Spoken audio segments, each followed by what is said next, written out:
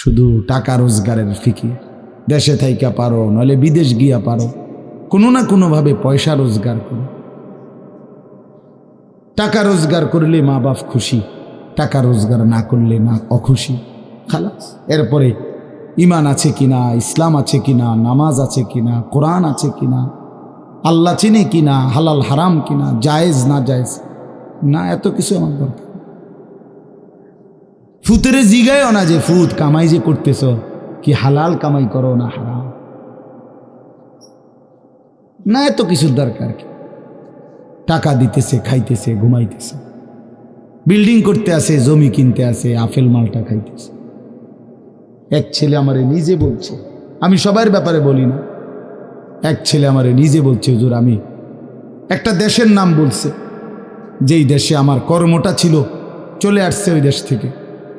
আমার বলছে, হুজুর আমার কর্মটা হলো এই, মদের বার, মদের হোটেলে নারী পুরুষ উলঙ্গ জিনা ব্যভিচার করে, আমার দায়িত্ব শুধু পাশে দাঁড়িয়ে মদের বোতল নিয়ে দাঁড়ায় থাকা, যতবার তারা চায় অতবার তাদেরকে মদ গ্লাসে ঢেলে দেওয়া, তাদের হাতে তুলে দেওয়া। এর বিনিময়ে আমার মাসে বেতন 2 লাখ টাকা। মুসলমান, মুসলমান,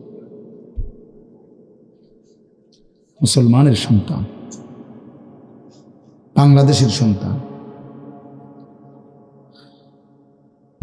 তো এই টাকা যখন বাবা খাচ্ছেন, বিল্ডিং করতেছে, কোনো টেনশন নাই।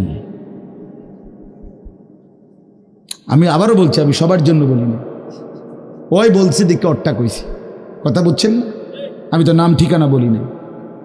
হে আত্মীয়তার আইয়ুহাল কাতি', আত্মীয়তার সম্পর্ক ছিন্নকারী ব্যক্তি, আসো।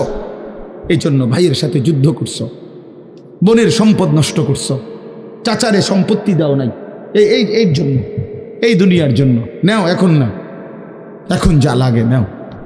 এইভাবে প্রত্যেক নাফরমান পাপীকে, হে হারামখোর সুদ করে দিগা, এখানে টাকা যা লাগে নে, বাটপার এখানে।